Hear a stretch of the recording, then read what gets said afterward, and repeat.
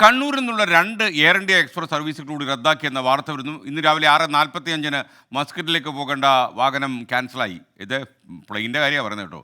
7:45 രാവിലെ റിയാദിലേക്കുള്ള സർവീസും റദ്ദ് ചെയ്തു. എയർ ഇന്ത്യ എക്സ്പ്രസിൻ്റെ കൊച്ചിയിൽ നിന്നുള്ള 5 വിമാനങ്ങൾ ഇന്ന് വെളുപ്പിനെ തന്നെ റദ്ദാക്കിയിരുന്ന കാര്യം പ്രേക്ഷകർ അറിഞ്ഞിട്ടുണ്ടാവും. മാത്രമല്ല, ഇതിൽ സഞ്ചരിക്കേണ്ട യാത്രക്കാരെ മുഴുവൻ വിവരം അറിയിച്ചു എന്നാണ് എയർ ഇന്ത്യ എക്സ്പ്രസിൻ്റെ അധികൃതർ പറയുന്നത്. കണ്ണൂരിൽ നിന്ന് സജോ ദേവസ്യ വിവരങ്ങളുമായി ചേരുന്നു. Sajo, good morning. പറയൂ വിശദാംശങ്ങൾ. Good morning S. ഈ ജീവനക്കാരുടെ സമരമൊക്കെ പിൻവലിച്ചു. പക്ഷേ പ്രതിസന്ധി പൂർണ്ണമായും തീർന്നിട്ടില്ല. ഇനിയിപ്പോൾ ഒരു ദിവസം കൂടിയെങ്കിലും എടുക്കും. ചൊവ്വാഴ്ചയോടുകൂടി മാത്രമേ പൂർണ്ണമായും സർവീസുകൾ പഴയപടിയാവുകയുള്ളൂ എന്നാണ് എയർ ഇന്ത്യ എക്സ്പ്രസ് വിശദീകരിക്കുന്നത്.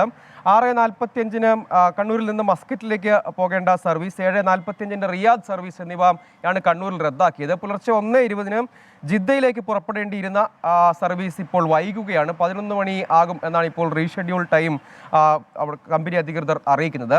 ഇതിൽ പക്ഷേ ചില യാത്രക്കാർ, അതായത് ഈ മസ്കറ്റ് വിമാനത്തിൽ യാത്ര ചെയ്യേണ്ടിയിരുന്ന ചില യാത്രക്കാർ നമ്മളുമായി സംസാരിച്ചിരുന്നു. അവരുടെ ചില പരാതികൾ അറിയിക്കുകയും ചെയ്തു. അവർ പറയുന്നത് ഈ സർവീസ് അവരിൽ പലർക്കും ആ വിമാനത്തിൽ യാത്ര ചെയ്യേണ്ടിയിരുന്ന പലർക്കും ടിക്കറ്റ് അപ്ഡേറ്റ് ചെയ്ത് ഇന്നത്തെ സർവീസായി നൽകിയതാണ്. അതായത് നേരത്തെ റദ്ദായ യാത്ര ചെയ്യേണ്ടതിന് പകരം ആ ടിക്കറ്റ് അവർക്ക് ഇന്നത്തെ ഡേറ്റിലേക്ക് അപ്ഡേറ്റ് ചെയ്ത് നൽകിയതാണ്.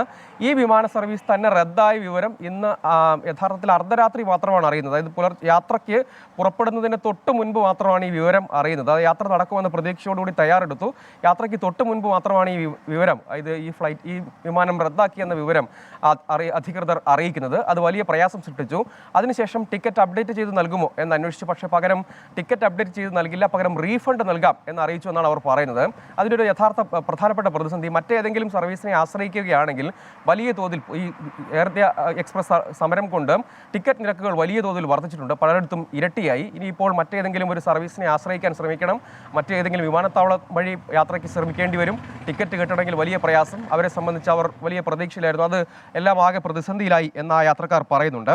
കൊച്ചിയിലേക്ക് പോവുകയാണെങ്കിൽ കൊച്ചിയിൽ 5 സർവീസുകളാണ് റദ്ദാക്കിയത്. ബഹ്റൈൻ, ദമാം, ഒപ്പം ആഭ്യന്തര സർവീസുകൾ ഹൈദരാബാദ്, ബാംഗ്ലൂർ, കൽക്കട്ട വിമാനങ്ങൾ കൂടി റദ്ദാക്കിയിട്ടുണ്ട്. ഇതിലൊരു പ്രതിസന്ധിയായി എയർ ഇന്ത്യ എക്സ്പ്രസ് അധികൃതർ വിശദീകരിക്കുന്നത് ക്യാബിൻ ക്രൂ അംഗങ്ങളുടെ മെഡിക്കൽ സർട്ടിഫിക്കറ്റ് ഹാജരാക്കുന്നതുമായി ബന്ധപ്പെട്ട നടപടിക്രമമാണ്. അതായത് പലരും ഈ സമരത്തിൻ്റെ ഭാഗമായി എടുത്തു നിന്നത് സിക്ക് ലീവ് അഥവാ മെഡിക്കൽ ലീവാണ്.